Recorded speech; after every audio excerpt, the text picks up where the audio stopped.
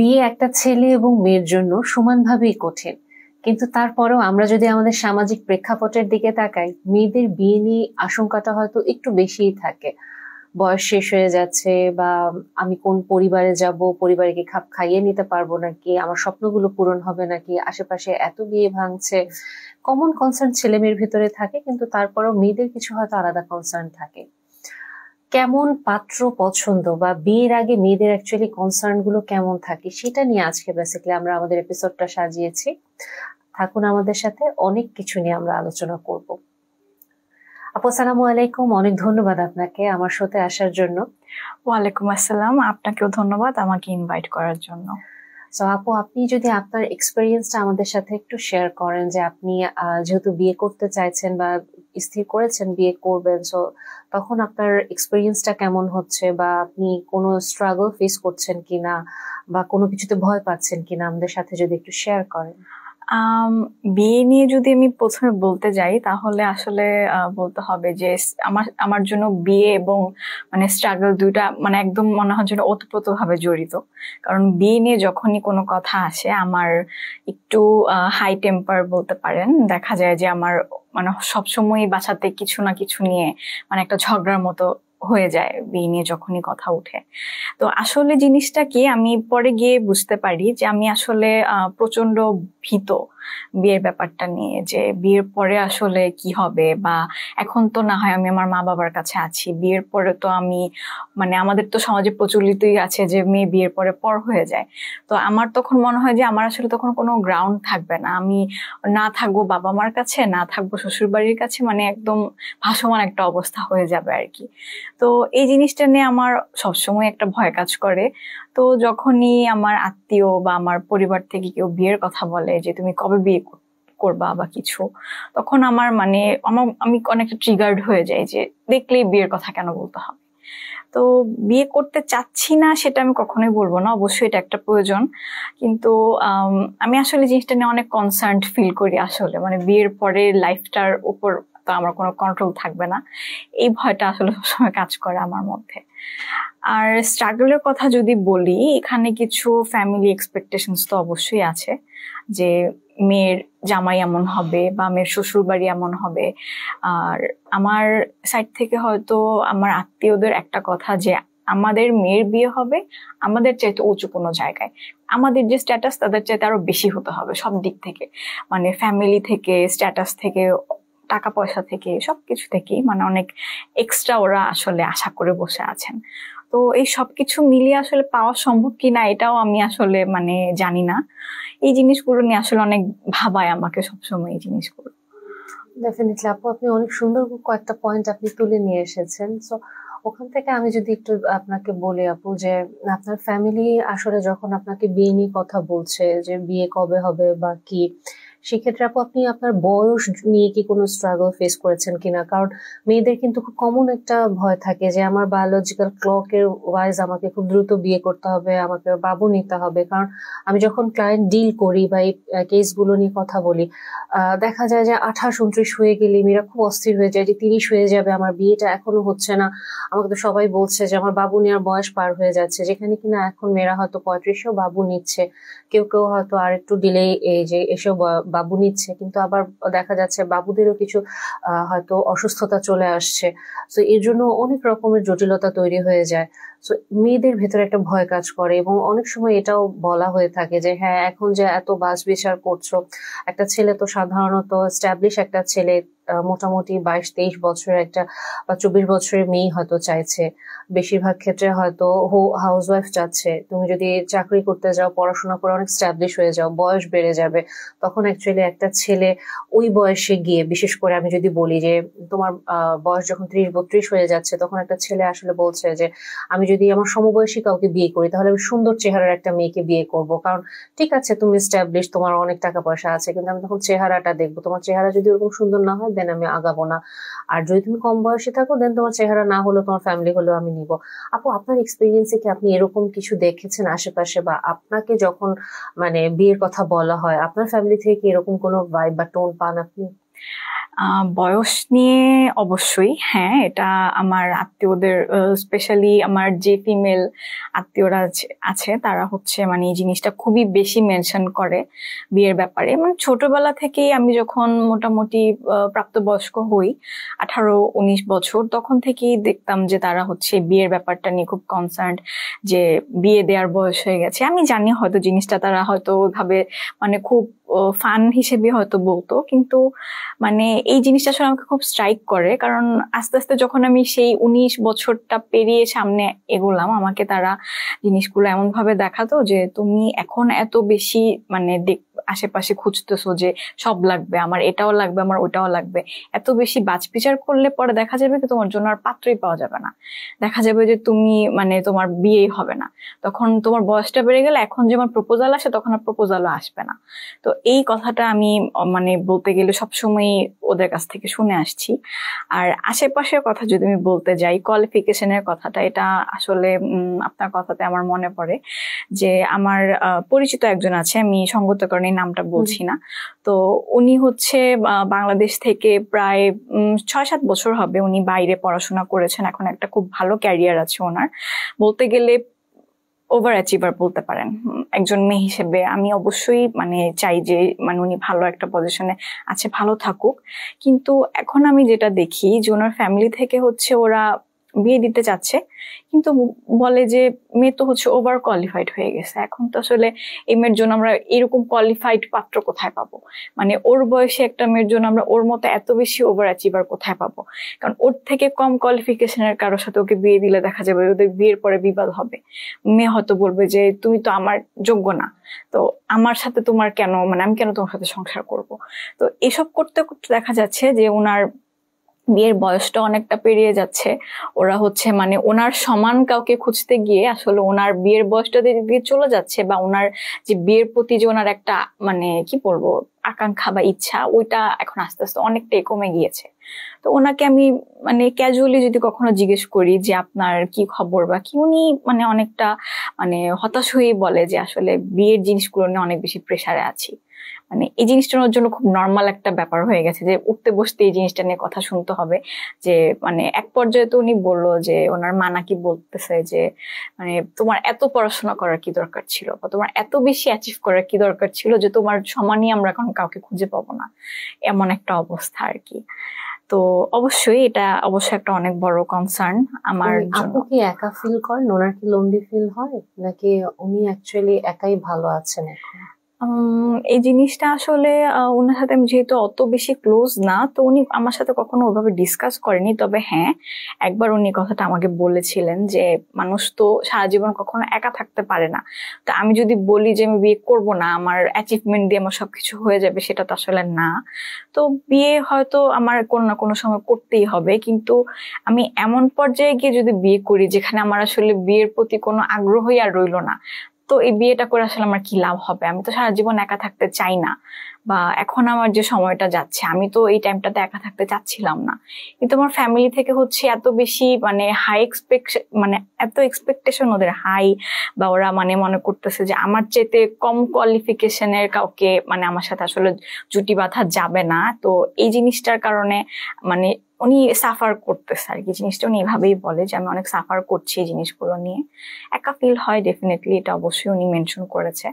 আপনার কথা থেকে আপু আরেকটা আমার কথা একটু মাথায় আসলো, যে এই যে আপু মেয়েরা আজকাল পড়ালেখা করছি আমরা, বা আমরা ক্যারিয়ারে আগাচ্ছি, এবং আমরা বর্তমানে ইকুয়াল রাইটস নিয়েও তো কথা বলি। সো আমি যখন আসলে পড়াশোনা করছি, আমি ফিনান্সিয়ালি নিজে আমি ইন্ডিপেন্ডেন্ট হচ্ছি, মানে আমি কি প্রিপেয়ার যে আমার চেয়ে কম সফল কোনো ছেলের দায়িত্ব নিতে? বা আমি যেহেতু অনেক কিছু অ্যাচিভ করে ফেলেছি, একজন ছেলে যদি উইলিংলি, উনি ভালো মানুষ হন এবং আমাকে ভালোবাসেন এবং আমার লাইফ পার্টনার হিসেবে আসতে চান, বাট সে আমার বরাবর না, হয়তো পড়াশোনায় না বা ফিনান্সিয়াল স্টেটাসের দিক থেকে না, তখন আমি অ্যাকচুয়ালি কি তাকে উইলিংলি আমার লাইফে নিতে পারবো কিনা, আমার কি কখনো কি মনে কোনো খচখচ লাগবে যে আমার হাজবেন্ড তো অ্যাকচুয়ালি আমাকে ওভাবে প্রোভাইড করতে পারছে না, আমি সোসাইটির সামনে তাকে কিভাবে প্রেজেন্ট করব, বা একটা সময় হয়তো আমাদের দুজনের ভিতরে কোনো বাদানুবাদ নাই, কোনো কিছু নেই, আমাদের আন্ডারস্ট্যান্ডিংটা ভালো, কিন্তু আমরা বিয়ে করলাম, সবকিছু করলাম, বাট আশেপাশ থেকে যখন মানুষ কন্টিনিউয়াসলি বলবে যে তোমার স্বামী তো কিছু করছে না, হাজবেন্ডকে যখন বলবে তুমি তো মানে বউয়ের কথা উঠতে বসতে হবে তোমাকে, কারণ তোমার বউ তো তোমার চেয়ে অনেক হাই অ্যাচিভার, একটা ছেলে কি আসলে এই মানসিক চাপটা নিতে পারবে বলে কি আপনার মনে হয়? বা আমরা মেয়েরা কি বর্তমানে প্রিপেয়ার? আমার কাছে যেটা আমার এক্সপিরিয়েন্স বলে, আমি এখন পর্যন্ত এত স্ট্রং মেন্টালিটির মেয়ে পাইনি যারা শুরুতে যেই মানে জিলটা নিয়ে শুরু করে যে না আমি পারবো, বা একটা ছেলে যে জিলটা নিয়ে শুরু করে যে না আমি পারবো, আমার ওয়াইফ আমার চেয়ে হাই অ্যাচিভার হোক বা সবকিছু হোক, আমি ওকে ভালোবাসি, একটা পর্যায়ে গিয়ে দেখা যায় যে ওই যে টানাপোড়েনটা চলে আসে। কারণ হয়তো একটা সময় গিয়ে যেটা দেখা যায় যে আমাদের মানে ওই মানসিক শক্তিটা সব সময় থাকে না, সমাজের বিপরীতে আমরা যুদ্ধ করতে করতে করতে যাব। অনেকে যেটা করে যে ঠিক আছে আমরা দেশের বাইরেই চলে যাই, দেশের বাইরে গিয়ে ভালো থাকবো, কিন্তু ওখানে আবার বাঙালি কমিউনিটিতেও তারা সমস্যা ফেস করলে তখন ওখান থেকে তারা সেপারেট থাকে।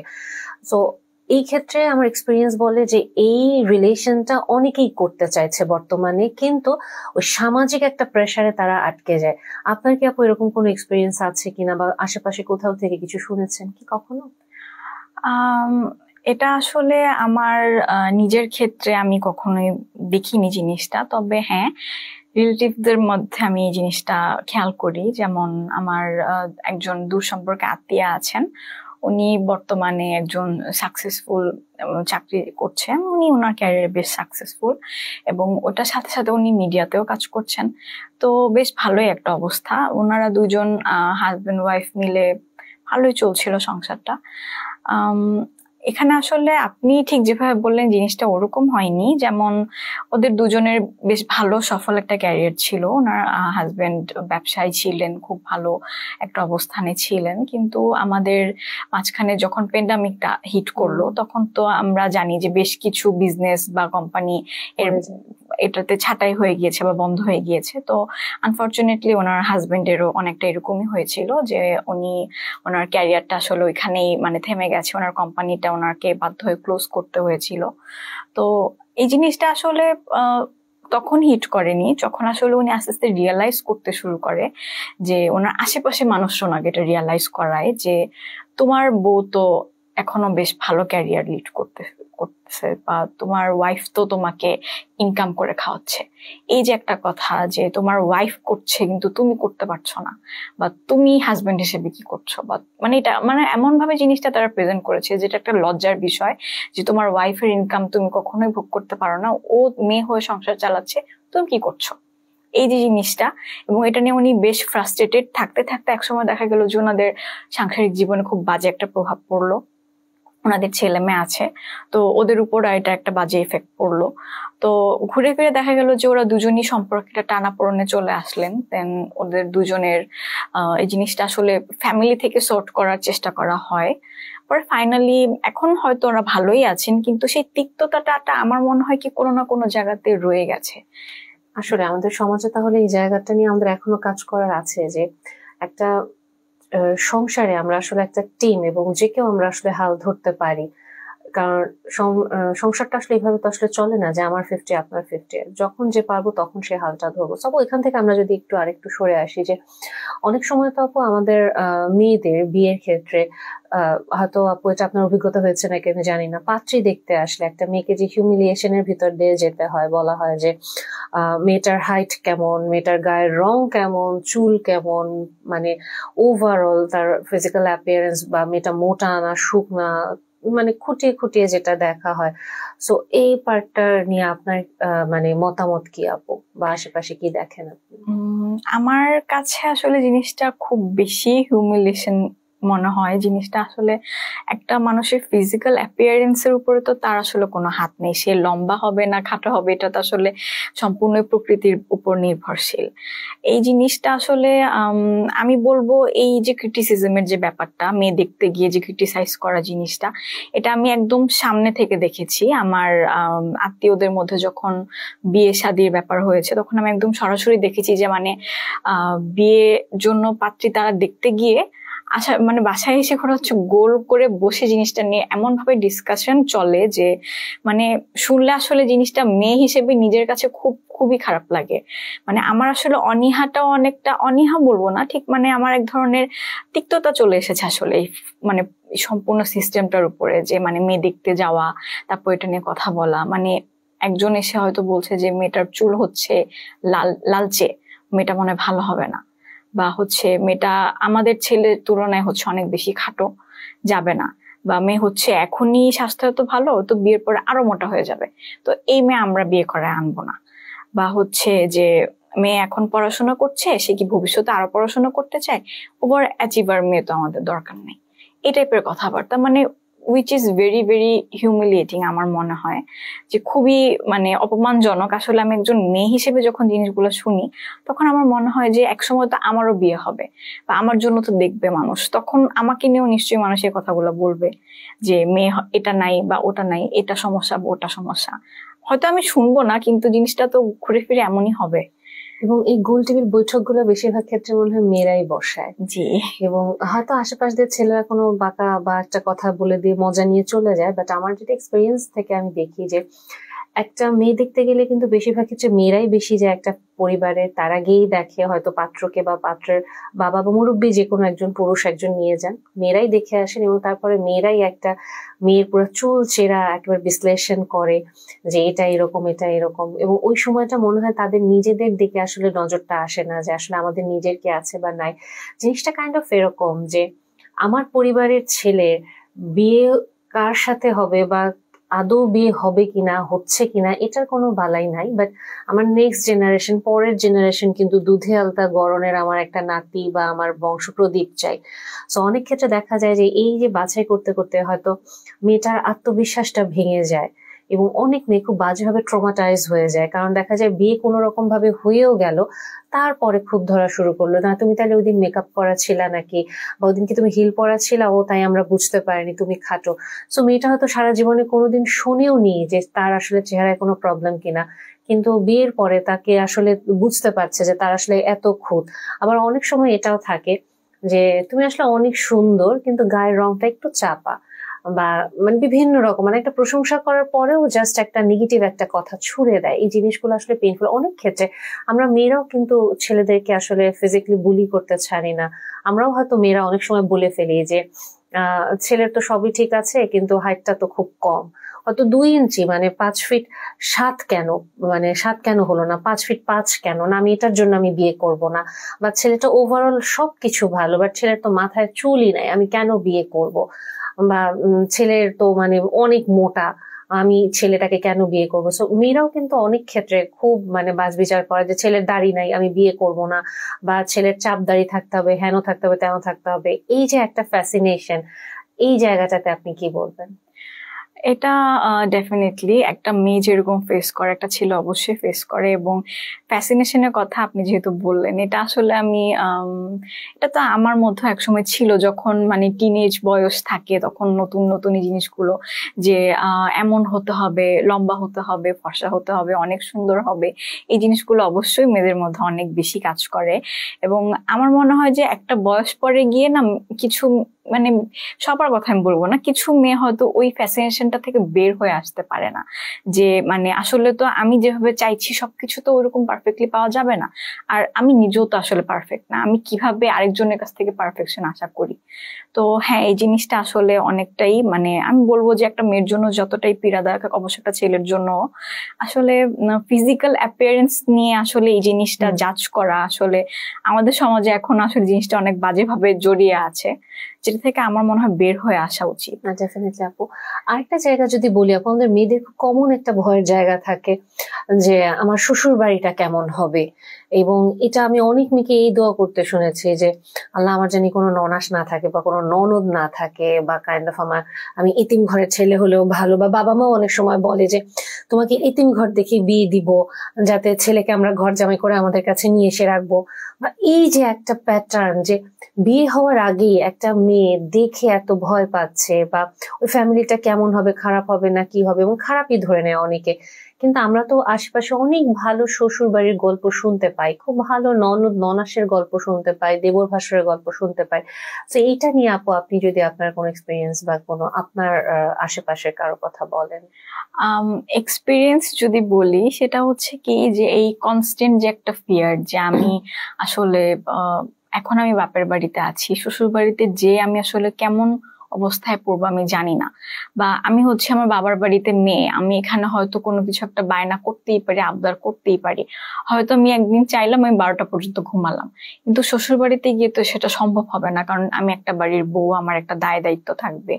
তো এই জিনিসটা নিয়ে আসলে মানে চিন্তা আমি তেমন ভাবে কখনো করতাম না, কিন্তু দেখা যেত কি যে ঘরের কাজ যখন আমি করতে চাইতাম না, বা আমাকে কোনো কিছু শিখানোর জন্য আমার মা, খালা বা আমার যত ফিমেল রিলেটিভস আছে, যে এখন শিখে রাখো বা এখন করে রাখো, না হলে শ্বশুর বাড়িতে গিয়ে কথা শুনতে হবে, বা তুমি এটা খাচ্ছ না কেন, তোমাকে শ্বশুর বাড়িতে গেলে বলবে কি যে তুমি তো তোমার মা বাবা এটা খাওয়ানো শিখায় নাই, বা তুমি হচ্ছে ঘরের কাজ জানো না, তোমার জন্য পরে আমাদেরকে ফোন দিয়ে বিচার দিবে যে মেয়ে তো কিছুই পারে না, আপনি হচ্ছে মেয়েকে কি শিখায় আমাদের বাড়িতে পাঠালেন। তো এই যে একটা জিনিস, এটা আসলে ছোটবেলায় শুনতে শুনতে মানে মাথায় গেঁথে গেছে যে আসলে হয়তো শ্বশুর বাড়িতে গেলে এগুলোই হবে, যে মানে ভালো কিছু যে হতে পারে এটা আসলে এক্সপেকটেশনের বাইরে চলে গেছে, যে মানে আমার সাথে হয়তো ভালো কিছু হবে, বা আমাকে হয়তো ওরা আমার মতো করে বুঝবে, আমার শাশুড়ি হয়তো ভালো মানুষ হবে, বা হয়তো আমার অভ্যাসগুলো আস্তে আস্তে আমি পরিবর্তন করবো, আমাকে সেই সাপোর্টটা তারা দিবে। মানে এই যে একটা আশা, এটা আসলে কখনোই মনে আসে না। মনে হলে শ্বশুরবাড়ির কথা প্রথমেই মাথায় আসে যে হয়তো আমাকে নিয়ে তারা খারাপ কিছুই বলবে, বা আমি হয়তো অ্যাডজাস্ট করতে পারবো না, বা একটা কনস্ট্যান্ট ফিয়ার মনের মধ্যে কাজ করে যে মানে আমি গিয়ে যদি ওখানে ভালো না থাকি, বা আমি তখন তাহলে কি করব, আমার তো তখন বাপের বাড়ি তো আমি চাইলেই হুট করে চলে যেতে পারবো না, আবার শ্বশুর বাড়ি ছেড়েও আমি হুট করে চলে যেতে পারবো না, তো আমি তখন কোথায় যাব। আপনার আশেপাশে আপনার ফ্রেন্ড সার্কেল বা এদের কারো যাদের বিয়ে হয়েছে ওনাদের ওনাদের ভিতরে আপনি কাউকে দেখেছেন এরকম, মানে শ্বশুর বাড়ি নিয়ে ভয় এবং ওটাই সত্যি হয়ে গেল, বা খুব ভালো শ্বশুর বাড়ি পেয়েছে, এরকম কোনো এক্সপিরিয়েন্স বা কিছু? হ্যাঁ, এটা আমি দেখেছি। শ্বশুরবাড়ি ভালোর এক্সাম্পল যদি দেই, তাহলে হচ্ছে যে আমার খুব কাছের একজন বান্ধবীর মানে তার বিয়েটা আসলে হুট করেই হয়ে গিয়েছে, অ্যারেঞ্জ ম্যারেজের ক্ষেত্রে যেটা হয় মানে হঠাৎ করে বিয়ে হয়ে যায়। তো ও হচ্ছে বিয়ের আগের দিন আমাদের একজন ক্লোজ ফ্রেন্ডদের একটা কনভারসেশনে বলে যে আমি আসলে মা বাবা যা বলেছে তাদের কথা মতো আমি রাজি হয়ে গিয়েছি, আমি তাদেরকে বলেছি যে তোমরা আমার জন্য যা ভালো মনে করো তাই, কিন্তু আসলে আমার আজকে রাতটা পোহালে বিয়ে, কিন্তু আমার মনে হচ্ছে আমি যদি শ্বশুরবাড়িতে গিয়ে ভালো না থাকি, বা আমি যে কিছু আমার যে কিছু বদ অভ্যাস আছে, বা আমি কিছু জিনিস পারি না, এগুলো নিয়ে যদি আমাকে তারা কথা শোনায়, তখন আমি কি করব, আমি তো আসলে এগুলো নিতে পারবো না। মানে এই ধরনের ভয়, আমরা তখন তাকে তাকে শান্ত করি, তাকে বুঝাই যে আসলে হয়তো এরকম হবে না, এবং ঘুরে ফিরে দেখা গেল যে তাই, তার শ্বশুর বাড়ির মানুষজন অত্যন্ত অমায়িক, এবং ও বিয়ের 1 মাসের মাথায় আমাদেরকে জানায় যে আসলে মানে আমি যা ভেবেছিলাম তার কিছুই না, আমার শাশুড়ি আমাকে যথেষ্ট সাহায্য করে, আমার হাজবেন্ড অনেক বেশি সাপোর্টিভ, আমাকে মানে খুবই হেল্প করে, এবং দেখা যায় যে আমি যখন বলি যে আমি একটা কিছু পারছি না, আমাকে তখন তারা হয়তো বলছে যে ঠিক আছে আমি তোমাকে শিখিয়ে দিচ্ছি, এটা তো সবাই সবকিছু পারবে এমন তো আর না। তো এই যে তার একটা নেগেটিভ এক্সপেকটেশন থেকে একটা পজিটিভ কিছুই হলো, এই জিনিসটা আছে। আর নেগেটিভের ব্যাপার হচ্ছে যেটা, যে এটা আমার একজন কাছের আত্মীয়র কথা বলবো, তাদের হচ্ছে খুব ভালো একটা জায়গা থেকে তারা বিয়ে করায়, মেয়ের শ্বশুরবাড়িতে অর্থ সম্পদ কোনো কিছুরই কোনো অভাব নাই। তো ওরা ইনিশিয়ালি ওদের যা যা দেখে মনে হয়েছে যে ছেলে ভালোই হবে, ছেলেরও স্ট্যাটাস ভালো, ভালো একটা জব আছে, তো তারা সবকিছু দেখে ভাবলো যে শ্বশুরবাড়ি সবাই ভালো হবে, এবং বিয়ের আগেও সবাই মিষ্টি মুখে জিনিসগুলো বললো যে আমাদের মেয়ের মতো থাকবে, আমরা তাকে কোনো কিছুই করতে দিব না, আমাদের বাসায় এত কাজের লোক আছে। কিন্তু দেখা গেল কি যে বিয়ের পরে মানে তুমি কেন এখানে বসে আছো, তুমি মানে একটা সেকেন্ডের জন্য হচ্ছে মানে তাকে একটু রিল্যাক্সড হয়ে যে আমি আশেপাশে মানুষগুলোকে বুঝবো বা কিছু একটা করব সেটা আসলে তারা দিচ্ছে না। মানে তাদের কনস্ট্যান্টলি একটা মানে ক্রিটিসাইজ করা মেন্টালিটি, যে তুমি কি কিছু শিখে আসো নাই, বা তুমি কি জানো না শ্বশুর বাড়িতে আসলে কিভাবে বিহেভ করতে হয়, বা তুমি মানে তুমি তো বাড়ির বউ, তোমার তো এটা দায়িত্ব, তোমার তো ওইটা দায়িত্ব, তুমি এটা কেন করলা না, এভাবে কেন করলা না।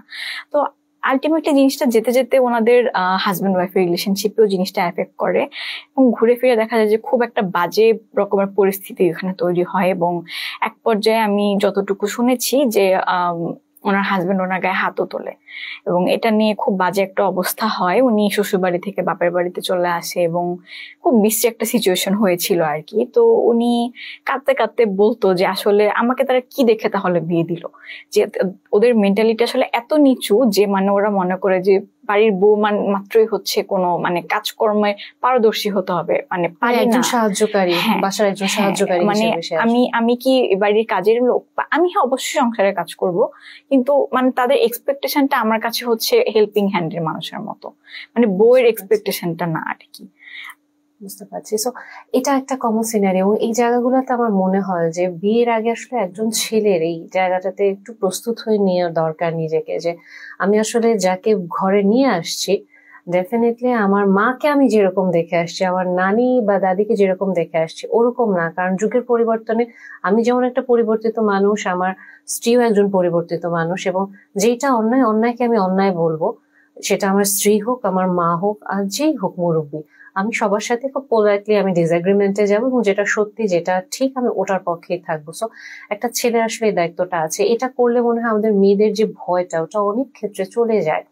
এবং এখান থেকে আপু আমি আরেকটা জিনিস যেটা একটু বলবো, যে ঘরের কাজের যে ব্যাপারটা আপনি বলছিলেন, আপনার কথাটা ইয়ে করতে গিয়ে আমি রিসেন্টলি ফেসবুকে একটা মেমে আমার চোখে পড়ে গেল, যে কোমর ধুতে গিয়ে যদি কোনোদিনও হচ্ছে ওই পানি মুখে ছিটা চলে আসে, তাইলেই তোমার বিয়ে করার শখ চলে যাবে। মানে জিনিসটা এরকম ভাবে আমাদেরকে প্রিপেয়ার করা হয় যে আমি আমার সব কাজ করছি হচ্ছে গিয়ে বিয়ের পরে করার জন্য, বাট এই যে ঘরের কাজ জিনিসটা, এটা তো আমি আমার নিজের মায়ের মানে মাকে হেল্প করার জন্য করতে পারি, বা আমি আমার নিজের যে রুমটা আমার নিজের বাসায় ওটা গুছানোর জন্য করতে পারি। কিন্তু আমাদেরকে জাস্ট এইভাবে ট্রেনিংটা দেওয়া হচ্ছে যে বিয়ের পরে তুই এগুলা করবি। সো মেয়েদের মনে ভয় কিন্তু চলে আসে ওটাই, যে বিয়ে করবো একদিনই তো সাজগোজ করবো, কিন্তু এরপরে তো মানে এটারও কিন্তু মেমে আমি দেখেছি যে একটা আংটি পড়তে যাচ্ছে হাতে, দেখছে যে প্রথম দিন খুব সাজলো, পরের দিনই সে হচ্ছে বাসার সাহায্যকারী হয়ে গিয়ে একেবারে সবকিছু করে বেড়াচ্ছে। তো এই যে ভীতিগুলা, এই ভীতিগুলো হয়তো আমাদের বাবা মারা আমাদের প্যারেন্টিং এর সময় হয়তো আমাদেরকে একটু পরিবর্তন করে দিতে পারে, এই কাজটা এভাবে তারা নিয়ে আসতে পারে, কারণ আমার মা আমার চোখের সামনে কষ্ট করতেছে, আমি তো তাকে হেল্প করতেই পারি, আমি কি আমার নিজের বাসা বাথরুমটা ধুতে পারি না? তো ওটার সাথে কেন বিয়েকে কানেক্ট করতে হবে? তো জিনিসটা এরকম যে হ্যাঁ, কাজ তো আসলে কারোরই ভালো লাগে না, কিন্তু আমার সন্তান আমার প্রতি এম্প্যাথেটিক কিনা, আমি বসে বসে কাজ করতেছি এবং তার ওটা কোনো গায়ে লাগতেছে না, তার মানে অ্যাকচুয়ালি আমার ফ্যামিলিতে গোড়ায় গলদ, এটা ওকে বিয়ের পরে গিয়ে কাজ করতে হবে, এই থিঙ্কিংটা দেওয়াটা আসলে আমাদের জন্য ভুল। অ্যাকচুয়ালি এই জায়গাটা হয়তো আমরা অনেক সময় বুঝতে পারি না, সাবকনশিয়াস মাইন্ডে ওই বিয়ে নিয়ে আরো ভীতি আমরা ঢুকিয়ে দিই। তো আরেকটা জায়গায় যদি আপু আমরা যাই, যে অনেক ক্ষেত্রে মেয়েদের ভেতরে এটা দেখা যায় যে বিয়ের আগের সম্পর্কটা নিয়ে মেয়েদেরকে হয়তো অনেকভাবে প্রশ্ন করা হয়, বা হচ্ছে যে ছেলেদেরকেও তো মেয়েরা করে, বাট এই জায়গাটা স্পেসিফিকলি বলছে এই কারণে যে একটা মেয়ে যখন প্রেম করলো, সে একজনকে দেখে প্রেম করলো এবং সে জানে তার বাসা থেকে বিসিএস ক্যাডার না হলে, যেটা আপনি বলছিলেন যে আমার যে উচ্চ স্ট্যাটাস ফিনান্সিয়ালি হোক বা সামাজিক ভাবে হোক, সব দিক থেকে আমাকে একটা ভালো স্ট্যাটাসে আমি যেতে চাচ্ছি, কারণ হচ্ছে আমার ফ্যামিলি আমাকে ওরকম দেখে দিতে চাচ্ছে। সো মেয়েটা জানে যে তার ফ্যামিলির এক্সপেকটেশন এরকম, বাবা মা কিছুতেই মানবে না ওরকম ভালো কিছু না হলে, বাট সে এমন একজনকে পছন্দ করলো যার সাথে তার ফ্যামিলির স্ট্যাটাস যায় না, কিন্তু সে তাকে ভালোবাসছে অনেক বেশি। কাজে এই যে একটা মানে পরিবারের মানে বেড়ে ওঠার পার্থক্য, কালচারাল ডিফারেন্স আছে, সবকিছু ডিফারেন্স থাকা সত্ত্বেও সে ভালোবাসলো, কিন্তু বিয়ের সময় গিয়ে সে বিয়ে করলো বাবা মার মতেই। কারণ কি, সে ওই যে জোরটা খাটাবে যে না আমি এখন এভাবে বিয়ে করবো না, জোরটা সে খাটাতে পারলো না। এই ক্ষেত্রে আসলে আপনি কি বলবেন, যে একটা মেয়ের কি আসলে তার ফ্যামিলিকে বোঝা উচিত, নাকি আবেগের বশে জাস্ট এই সম্পর্কগুলাতে জড়িয়ে গেলে হয়ে যায়, বা একটা ভালোবাসা কি শুধুমাত্র একটা মানে জীবন কাটানোর জন্য যথেষ্ট? আমার মতে এটা অবশ্যই যথেষ্ট না, কিন্তু আপনার কি মনে হয় আপু? আম, ভালোবাসা অবশ্যই জরুরি, এটা আমি বলবো, কিন্তু আসলে শুধুমাত্র ভালোবাসা দিয়ে তো আসলে সংসার বা জীবনটা আসলে চলে না। কারণ ভালোবাসার সাথে সাথে সাপোর্টের প্রয়োজন আছে, আন্ডারস্ট্যান্ডিং, বা আমার সারাউন্ডিংস এ মানুষ কিরকম চিন্তা করছে, তাদের চিন্তাধারা আমার মতো কিনা, এটা তো অবশ্যই জরুরি। আম, ভালোবাসা জরুরি, এটা আমি কখনোই মানে অস্বীকার করি না, কিন্তু মানে সামাজিকতার যে একটা ব্যাপার বা মেন্টালিটির যে একটা ব্যাপার, যে আমার মেন্টালিটির সাথে ওদের মেন্টালিটিটা কতটুকু যাচ্ছে, বা এমনও যদি হয় যে আমার মেন্টালিটি ওদের সাথে মিলছে না, কিন্তু অ্যাটলিস্ট মানে ওরা আমার সাথে অ্যাডাপ্ট করতে পারছে কিনা, বা আমি ওদের সাথে অ্যাডাপ্ট করতে পারছি কিনা, যে অ্যাডাপ্ট করার যে ক্ষমতা বা মেনে নেয়ার যে ব্যাপারটা, এটা অবশ্যই থাকতে হবে। কারণ সংসারটা আসলে শুধু ভালোবাসা দিয়ে হয় না, এটা আমি অবশ্যই এখন রিয়েলাইজ করি। সংসারে অবশ্যই একটা আন্ডারস্ট্যান্ডিং এর প্রয়োজন, একটা মেন্টালিটির মিলের প্রয়োজন আছে, এবং সবার একের অপরের সাপোর্টের প্রয়োজন আছে। এবং সবচেয়ে বড় কথা আসলে একটা মানুষকে ভালোবাসার আগে তার মানে এটা তো আসলে দেখে মানে সিলেক্ট করা পসিবল না, যে মানে তার মেন্টালিটি তো আমি প্রথম দিনই আসলে বুঝতে পারবো না, বা অনেকের মেন্টালিটি হয়তো আমরা অনেকদিন একসাথে থেকেও বুঝতে পারি না। তো আমার মনে হয় যে এই জিনিসটাতে আসলে কশিয়াস থাকা উচিত। শুধুমাত্র যে ভালোবাসি দেখেই সব ছেড়ে ছুড়ে ওখানেই চলে যেতে হবে তা তো অবশ্যই না। ফ্যামিলির যে কিছু কনসার্ন থাকে, যেমন তুমি ভালো থাকবে কিনা, বা তুমি শুধু ভালোবাসো এজন্যই চলে যাচ্ছ, বা এজন্যই বিয়ে করতে যাচ্ছ, এই কনসার্নটা অবশ্যই ভ্যালিড, এবং আমার মনে হয় যে এটা অবশ্যই খেয়ালে রাখা উচিত, মানে কোন ধরনের ফার্দার স্টেপ নেওয়ার আগে অবশ্যই। সো তাহলে আমার আমার যেটা এক্সপিরিয়েন্স বলে আপু, যে হ্যাঁ আপনাদের কাউকে ভালো লাগতে পারে, কিন্তু আমি ওই মানুষটাকে কষ্ট দিব নাকি, আমি ওর সাথে কমিটেড হওয়ার আগে এটা দেখবো আমার ফ্যামিলি তাকে মেনে নিবে নাকি। আবেগের বশবর্তী হয়ে অনেকেই বলে যে হ্যাঁ হ্যাঁ এটা মানায় নিব, আমরা আমরা সবকিছু করে ফেলবো, কিন্তু আমি এরকম অসংখ্য ক্লায়েন্ট দেখি যারা অ্যাকচুয়ালি খুব বাজে রকম হার্টব্রেকের শিকার হয়ে যায়। কারণ কি, ভালোবাসার সময় যে কথা দিয়েছিলাম কিন্তু আলটিমেটলি ফ্যামিলিকে তো মানাতে পারিনি, এবং একটা ট্রমা নিয়ে নতুন একটা সম্পর্কে আমাকে যেতে হচ্ছে, বা আমার কাইন্ড অফ বাধ্য করছে। হ্যাঁ, ইমোশনাল ব্ল্যাকমেইলের কারণে আমাকে চলে যেতে হয়, বা অনেক মেয়ে আসলে সচেতনই থাকে। ইভেন আমি এরকম ক্লায়েন্টও পেয়েছি যে ছেলেটা বলছে যে ও আমার সাথে অ্যাফেয়ারে ছিল, কিন্তু অ্যাফেয়ারে থাকা অবস্থায় ও আমাকে সবসময় বলতো যে দেখো আমি তোমার সাথে মানে আছি, কিন্তু বিয়ের সময় কিন্তু আমি এরকম ভালো স্টেটাস যে আমাকে ভালো রাখতে পারবে এবং ওরকম কারোর সাথে সেটেল ডাউন করবে, এবং আলটিমেটলি ও ওইটাই করছে, ও ওরকম ভালো দেখে সেটেল ডাউন করেছে। তো এখান থেকে আরেকটা প্রশ্ন চলে আসে, যেটা যে একটা মেয়ে যখন একটা ভালো মানে ক্যারিয়ার সম্পন্ন, ফিনান্সিয়ালি স্টেবল, সামাজিকভাবে প্রচুর সম্মানিত একটা পরিবারে যখন যায়, কিন্তু ছেলের হয়তো চেহারা ওরকম ভালো না, বা ছেলের কোনো খুঁত থাকে, আমরা কমনলি মেয়েটাকে গোল্ড ডিগার বলি। এবং আবার দেখা যায় যে না, ছেলেটার হয়তো ওরকম কিছুই নাই, বাট স্টিল মেয়েটা ওকে বিয়ে করেছে, পছন্দ করেছে, তখন আবার মেয়েটাকে আমরা খুব প্রশংসা করি। কিন্তু একটা মেয়ে হয়তো সব সময় শুধুমাত্র মানে তার সুবিধা না, মানে এমনিতেও তো একটা মানুষকে দেখে পছন্দ করেও যেতে পারে জেনুইনলি। এই জায়গাটাতে আসলে কি মনে হয়? গোল্ড ডিগার যে ওয়ার্ডটা আপনি বললেন, এটা আসলে এখনকার সময় এত বেশি প্রচলিত যে মানুষ হয়তো, আমার কিছু কিছু ক্ষেত্রে আমি এটা দেখেছি যে কিছু মানুষ হয়তো না বুঝেই গোল্ড ডিগার বলছে, যে মানে এটা এটা তুমি করলাম মানে তুমি তো গোল্ড ডিগার। কিন্তু আসলে গোল্ড ডিগারের ব্যাপারটা কি ওরকম যে মানে আমি সম্পত্তি, একজন মানুষকে আমার ভালো লাগতেই পারে, হয়তো তার সম্পত্তিও আছে, তার মানে কি এই যে আমি গোল্ড ডিগার হয়ে গেলাম? হতেই পারে যে তাকে আমার পার্সোনালিটি দেখে পছন্দ হয়েছে, বা সে মানুষ হিসেবে ভালো। এখন তার সহসম্পত্তি থাকা মানেই যে একটা মানুষ গোল্ড ডিগার হয়ে গেল তা কিন্তু না। এবং আরেকটা ব্যাপার যেটা, যে টাকা পয়সা দেখে বিয়ে করা, বা একটা মানুষ আমাকে ফিউচারে কিরকম সাপোর্ট দিতে পারবে এটা দেখে বিয়ে করা, এটা অবশ্যই সবার দেখা উচিত। কারণ আহ আসলে ওই যে আমি বললাম, শুধুমাত্র সংসার তো ভালো লাগার ভালোবাসা দিয়ে হয় না। তো অবশ্যই আমরা একজন একজনকে সাপোর্ট ফাইন্যান্সিয়ালি করতে পারবো কিনা এটা তো অবশ্যই আমার দেখতে হবে। তো জাস্ট বিকজ একজন মানে টাকা পয়সা আছে, বা একজন মানে ওয়েলদি বা স্টেবল ফিনান্সিয়ালি, তাকে বিয়ে করলাম মানে কিন্তু একটা মানুষ গোল্ড ডিগার হয়ে যায় না। তো এটা আসলে আমার মনে হয় যে কিছু ক্ষেত্রে কিছু মানুষ হয়তো না জেনেই বা না বুঝে জিনিসটা বলে, আবার কিছু মানুষ হয়তো মানে জেনে বুঝে তকমা লাগিয়ে দেয় যে তুমি হয়তো গোল্ড ডিগার, কারণ তুমি তো টাকা পয়সা দেখে বিয়ে করছো। একটা ছেলেটা তো দেখতে ভালো না, তাহলে তুমি কি দেখে বিয়ে করলা, মানে তোমার ছেলেটাকে কেন ভালো টাকা লাগলো? পয়সা দেখে করছো, তাহলে হ্যাঁ, তোমার অবশ্যই তুমি টাকা পয়সা দেখিয়ে করেছো। তো ওইখানে এমনও তো হতে পারে যে ছেলেটার পার্সোনালিটি হয়তো পছন্দ হয়েছে মেয়েটার, বা ছেলেটা হয়তো মানুষ হিসেবে ভালো, এই জন্য তাকে পছন্দ করে বিয়ে করেছি। কিন্তু এটা আসলে আমাদের মাইন্ডসেটই এরকম হয়ে গেছে যে ছেলে দেখতে ভালো না, হয়তো বা ছেলের টাকা আছে, ছেলের অনেক টাকা পয়সা আছে, তাহলে তো ছেলের চেহারা আসলে কোনো ম্যাটার না, বা ছেলের ফ্যামিলি বা আত্মীয় স্বজন মানে ক্যারেক্টার এগুলো তো আসলে কোনো ম্যাটার না, কারণ ছেলের তো টাকা পয়সা আছে।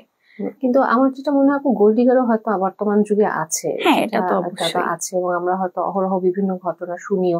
তো ওখান থেকে হয়তো আসলে মানুষের ভিতরে মানে ওই খোঁচা মারাটা থাকে, দেখা যায় নিজের লাইফে ফ্রাস্ট্রেশন থাকে, তো কাজে সে যে যাচাই বাছাই না করে একজনকে তকমাটা লাগায় দেয়।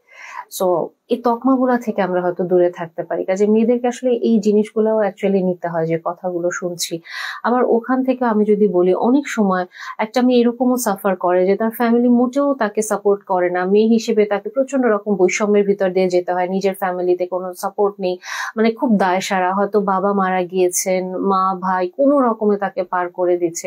ওই সময় মেয়েটা প্রচন্ড কষ্টে থাকে, এবং অনেক ফ্যামিলিতে আমি দেখেছি মেয়েটা জাস্ট বলে যে আমার কোনো রকম একটা বিয়ে হলে আমি বেঁচে যাই, জাস্ট মানে যেই হোক না কেন। এবং দেখা যায় সে ওরকম খুব তাড়াহুড়ো করে হাতে একটা পাত্র পেলো, বিয়ে দিয়ে দিল, ওখানে গিয়ে মেয়েটা আরো অথৈ সাগরে পড়ে যায়, হাজবেন্ড হয়তো সাপোর্টিভ না, আরো পেইনফুল। কাজে ওটা নিয়েও বর্তমানে দেখা যায় যে মেয়েরা খুব ভয় পেয়ে যাচ্ছে। এবং একটা জিনিস মেয়েদের ভিতরে খুব চলে আসছে এখন, যে আমার যদি ফিনান্সিয়াল সিকিউরিটি থাকে, আমার পায়ের নিচের মাটি যদি শক্ত থাকে, তাহলে আমার লাইফে কোনো কষ্ট হবে না, আমি তাহলে অল সেট। এইটা সম্পর্কে আপনার কি মনে হয়? ফিনান্সিয়াল সিকিউরিটির যে ব্যাপারটা, এটা আমি যদি এখানে কথা বলতে গেলে আসলে আজকে থেকে 10-15 বছর আগে যখন আমাদের মা খালা ওরা ছিল, তখন এই জিনিসটা ছিল না, আমি বলবো না ছিল, বাট এখনকার যুগে মেয়েদের মধ্যে এই যে ফিনান্সিয়ালি স্টেবল হওয়ার ড্রাইভটা কিন্তু অনেক বেশি। এবং দেখা যাচ্ছে যে এটা আমি খারাপ অবশ্যই বলছি না, একজন ফিনান্সিয়ালি স্টেবল হতে চাইতেই পারে বা একজন ক্যারিয়ার ওরিয়েন্টেড হতেই পারে, কিন্তু এই যে একটা ব্যাপার যে আমি ফিনান্সিয়ালি স্টেবল না হলে আমার আসলে কোনো দাম থাকবে না, বা আমি ইনকাম না করলে আমার পায়ের মাটির নিচে শক্ত হবে না, বা আমি আসলে আরেকজনের উপর ডিপেন্ড করে থাকতে পারবো না, বা আমার নিজের ডিপেন্ডেন্সি দরকার, এই যে একটা ব্যাপার, এটা আসলে আমার মনে হয় কি সম্পূর্ণটাই আমাদের মাইন্ডসেট বা আমাদের সমাজে প্রিভিয়াসলি যত ঘটনা আছে সেখান থেকে আসে। কারণ কিছু ক্ষেত্রে দেখলাম যে বললো যে আমার হাজবেন্ডকে গিয়ে বললো যে আমাকে কিছু টাকা দাও, আমি হয়তো তোমার মাকে এটা দিব বা আমার বাবাকে এটা দিব, একদিন 2 দিন দিল, তৃতীয় দিন হয়তো বললো যে তুমি এত কি দিচ্ছ, তোমার এত টাকা তোমার কেন লাগবে। এই যে কোয়েশ্চেনটা, এই যে প্রশ্নবিদ্ধ হওয়া যে তুমি টাকা দিয়ে কি করবা, বা তোমার বাবা মাকে আমি কেন কিনে দিব, এই জাতীয় কিছু কোয়েশ্চেন, আসলে এই যে ভয়টা যে আমার মানে আমার মধ্যে একটা আইডেন্টিটি ক্রাইসিস তৈরি করে, যে আমি আসলে তো আমার কিছু কিনতে হলে আরেকজনের মানে আমার হাজবেন্ডের সামনে গিয়ে হাত পাততে হচ্ছে। মানে এই জিনিসটা আমি এভাবেই বললাম কারণ আমি কয়েকজনকে বলতেই শুনেছি যে বলতেছে যে আমি আসলে হাত পাততেছি ওর সামনে, আমাকে বলতেছে যে দিব না, ও আমাকে যদি বলে যে না দিব না, তাহলে তো আমার আসলে কিছু করার নেই, কারণ আমাকে ও ইনকাম করে, এখন আমি তো আর মানে বলতে পারি না যে দিতেই হবে, মানে এই প্রেশারাইজ তো আমি করতে পারি না, করলে দেখা যাবে হয়তো বাকবিতণ্ডা তৈরি হয়ে যাবে। তো এই যে একটা মিসআন্ডারস্ট্যান্ডিং হাজবেন্ড ওয়াইফের মধ্যে, যে আমার টাকা লাগবে, আমার হাজবেন্ডের কাছে আমি চাইতে পারি না, বা হাজবেন্ড হয়তো একটা কটু কথা বলে দিল, এই যে একটা ব্যাপার, এখান থেকে আমার মনে হয় মেয়েদের স্টেবল হওয়া বা ফাইন্যান্সিয়ালি মানে ইন্ডিপেন্ডেন্ট হওয়ার ব্যাপারটা আসে কিছুটা। আর বাকিটা তো অবশ্যই মাইন্ডসেট এবং যুগের পরিবর্তন আমি বলবো। এবং সবশেষে আপনি যেটা বললেন যে ফাইন্যান্সিয়ালি স্টেবল হতে গিয়ে দেখা যায় যে অনেকে মানে অন্য কিছু স্যাক্রিফাইস করছে, যেমন আমি ফাইন্যান্সিয়ালি স্টেবল, তা আমার অন্য কিছু আর প্রয়োজন নাই, বা আমার হয়তো সংসার লাগবে না, আমার কিছু লাগবে না কারণ আমি তো স্টেবল। এটা আসলে এই মাইন্ডসেটটা আসলে ভুল, আমরা আসলে স্টেবিলিটি থেকে এই ভুল জিনিসটা আসলে ফেচ করেছি, যে মানে আসলে স্টেবিলিটি আমাদের প্রয়োজন অবশ্যই, কিন্তু তাই বলে যে স্টেবল হলেই ফাইন্যান্সিয়ালি টাকা পয়সা থাকলেই যে অন্য কিছুর প্রয়োজন নেই তা তো আর না, সবকিছুরই প্রয়োজন আছে। এক্স্যাক্টলি। সো এখান থেকে আরেকটা জিনিস যেটা আমার কাছে মনে হয়, যে আমি যদি আমার এক্সপিরিয়েন্সটা এখানে একটু বলি, যে আসলে না আমার কাছে মনে হয় কি এটা একটা মেন্টালিটির ব্যাপার, যে আমি বিয়ের পরে টর্চার্ড হব কিনা, আমি অ্যাবিউজড হব কিনা, বা আমি অ্যাকচুয়ালি বিট্রিয়ালের শিকার হব কিনা, এবং বিট্রিয়ালের শিকার হলে আমি ওখান থেকে বের হয়ে আসতে পারবো নাকি। বিলিভ মি, আমি যতই এডুকেটেড হই না কেন, আমি যতই ফিনান্সিয়ালি স্টেবল হই না কেন, আমার যদি ওই মেন্টালিটি না থাকে, আমি ওখান থেকে বের হতে পারবো না, আমি একটা অ্যাবিউজের সাইকেলের ভিতরে ঘুরতে থাকবো। কারণ আমি এরকম অসংখ্য হাই অ্যাচিভার ক্লায়েন্ট পেয়েছি, ফিমেল, যারা কিনা একটা অ্যাবিউজের সাইকেলে আছে, ওনারা বুঝতে পারছেন না, ওনারা গ্যাস লাইটিং হচ্ছেন কন্টিনিউয়াসলি, ওনারা বুঝতে পারছেন না ওনার পার্টনার ওনাকে ফিজিক্যালি অ্যাবিউজ করছে, এক্সট্রাম্যারিটাল অ্যাফেয়ার ইনভলভ। উনি মানে যথেষ্ট ফিনান্সিয়ালি স্টেবল, উনি যদি আজকে ডিভোর্সও দিয়ে দেয়, উনি সুন্দর একেবারে হেসে খেলে ওনার জীবন কাটিয়ে দিতে পারবে, বাট স্টিল উনি ওটা করছেন না। উনি তখনও চেষ্টা করে যাচ্ছেন যে উনি ওনার হাজবেন্ডকে কিভাবে ভালো রাখতে পারেন, উনি কিভাবে নিজে ভালো থাকতে পারে সম্পর্কটাতে। বাট ওই সম্পর্কটা থেকে অ্যাকচুয়ালি ডিভোর্স ওনার জন্য খুব বেটার একটা অপশন, ইভেন ওনার ফ্যামিলি মেম্বাররাও বলছে, সো উনি বের হতে পারছেন না। কাজে এই জায়গাটাতে আমরা যেটা বলি যে না, ফিনান্সিয়াল মানে ইন্ডিপেন্ডেন্সি একটা মেয়েকে মুক্তি দিবে, আমার কাছে মনে হয় এই জিনিসটা আসলে এভাবে না বলে আমাদের এভাবে তৈরি করা উচিত যে আমার মানসিক শক্তি বা একটা বিষয়কে আমি কিভাবে হ্যান্ডেল করব, এটার নিয়ে আমার চিন্তা করার যে জগৎটা, এই ব্যাপারটা খুব ইম্পর্টেন্ট, যে কি আমাকে আসলে মুক্তি দিবে একটা কষ্ট থেকে বা একটা অন্যায় থেকে। কিন্তু আমরা দেখা যায় কি যে আমরা মানে ভাবি যে আমার যদি আর্থিক স্বাধীনতা থাকে তাহলে আমি একবার পুরো পৃথিবী হাতের মুঠায় পেয়ে যাব। হ্যাঁ, এটা সত্যি কথা, আসলেই ভালো লাগে না যে ইভেন এমনও যদি হয় একটা সংসারে হাজবেন্ড ওয়াইফের ভিতরে, ওয়াইফ হচ্ছে 10 লাখ টাকা কামাচ্ছে, হাজবেন্ড হয়তো 6 লাখ টাকা কামাচ্ছে, বা হাজবেন্ড হয়তো 25,000 পাচ্ছে, ওয়াইফ হয়তো 50,000 পাচ্ছে, ওই ফ্যামিলিতেও কিন্তু ওয়াইফের এটা একটু ভালো লাগে যে আমার হাজবেন্ড আমাকে দিন শেষে ছোট্ট একটা কিছু গিফট করুক, সে তার ঈদে ফ্যামিলির জন্য যখন কিনবে আমার জন্য ছোট্ট একটা কিছু কিনে আনুক। কারণ হাজবেন্ডরা ভাবে না আমার ওয়াইফ তো চাকরি করে কামাচ্ছে, ও তো আমার চেয়ে বেশি কামায়, ও তো ভালোই আছে, তো ওকে আমি দিব কেন। কিন্তু একটা মেয়ের ভিতর থেকে এটা একটা চাওয়া যে আমাকেও হয়তো এটা একটু দিক। কাজে বিয়ের আগে আসলে সবকিছুই কিন্তু মেয়েদের মাথায় ঘুরতে থাকে ক্যালকুলেশন গুলো, যে আসলে কেমন হবে, আমি আমার মা খালা কিভাবে দেখেছি। আপনার ফ্যামিলি হয়তো আলহামদুলিল্লাহ ভালো, কিন্তু অনেক ফ্যামিলির মেয়েরা নিজেই দেখেছে যে বাবা তার মাকে কি অপমান করেছে, নানা নানুকে কোনো গিফট দিতে পারেনি বা তাদের জন্য চিকিৎসা করতে পারেনি। কাজে ওই একটা থেকেই কিন্তু তাদের একটা জিল কাজ করে না, আমাকে কিছু ইনকাম করতে হবে, আমার দরকার, ডেফিনেটলি দরকার, একটা মেয়ের অবশ্যই কিছু করা দরকার। বাট আমরা যেন এভাবে না দেখি জিনিসটা যে আমার আর্থিক স্বাধীনতা আমাকে সবকিছু থেকে মুক্তি দেবে, এটা অ্যাকচুয়ালি মুক্তি দিতে পারে না যদি আমি নিজেকে ওখান থেকে মুক্তি না দিই। এখান থেকে আরেকটা জায়গায় আমরা যদি যাই, যে মেয়েদেরকে অ্যাকচুয়ালি আরেকটা জায়গায় খুব সাফার করতে হয়, অঞ্চল ভিত্তিক বিয়ে। আমরা যদি চলে আসি যে ফ্যামিলিতে বিয়ের আগে এইটা নিয়ে প্রচুর কথা হয়, এই অঞ্চলে তোকে বিয়ে দিব না, এই অঞ্চলে তোকে যেতে দিব না। ইভেন মেয়েটা যাকে পছন্দ করে রাখলো একটা ছেলেকে, সবকিছু ঠিক, বাবা মার কথা হচ্ছে ও তো হচ্ছে গিয়ে আমার মানে এর সাথে ক্ল্যানের সাথে ম্যাচ করতেছে না। আমরা দেখা যাচ্ছে বরিশাল, ও তো দেখা যাচ্ছে কুমিল্লা বা নোয়াখালীর, আমরা চিটাং, ও তো সিলেটের, কাজে এটা হবে না, বাদ বাদ বাদ বাদ বাদ। এই জায়গাগুলো নিয়ে আপনার কোন এক্সপেরিয়েন্স আপু? হ্যাঁ, এই জিনিসটা আসলে আমার নিজেদের ফ্যামিলির মধ্যে অনেক বেশি আছে। যেমন আমার দাদার বাড়ির সাইডে আমি বলবো যে আমাদের এদিকটায় আসলে এলাকা ভিত্তিক বিয়ে শাদী হওয়াটার প্রচলনই বেশি, এবং এলাকার বাইরে আসলে কেউ বিয়ে দিতে চায় না। মানে চায় না বলবো না, আসলে এটাই আসলে একটা নিয়ম হয়ে দাঁড়িয়েছে যে আমার এলাকার মধ্যেই হবে। আমার এলাকার মধ্যে হলে মেয়ে বিয়ে দিচ্ছি বা ছেলে বিয়ে করাচ্ছি আমাদের মানে জানাশোনার মধ্যে থাকবে, বা যে কোনো প্রয়োজনে আমি হয়তো মানে হুট করে একটা খবর নিতে পারবো, এরকম একটা ব্যাপার। আরেকটা ব্যাপার যেটা এই যে নেগেটিভ ধারণা যে আমি হচ্ছে এই অঞ্চলের, ও তো ওই অঞ্চলের, ওখানে ওই অঞ্চলের মানুষ তো খারাপ, সবাই তো বলে ওরা ভালো না, এবং ওই অঞ্চলের মানুষ তার মানেও খারাপ হবে। মানে জিনিসটা হচ্ছে কি যে শুধুমাত্র অঞ্চলটা শুনে তারা জাজ করে ফেললো যে সে আসলে খারাপ। মানে এমন হতেই পারে যে সে ভালো, বা একটা ওই যে একটা ইমপ্রেশন ক্রিয়েট হয়ে গেছে যে খারাপ।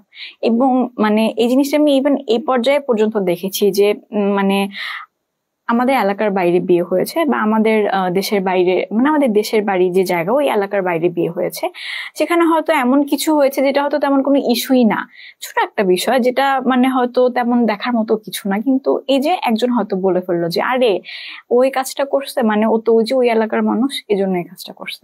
আমরা তকমা দিয়ে দিই খুব দ্রুত, খুব দ্রুত, এবং আমাদের মনের ভিতরে এই ভয়টা আছে।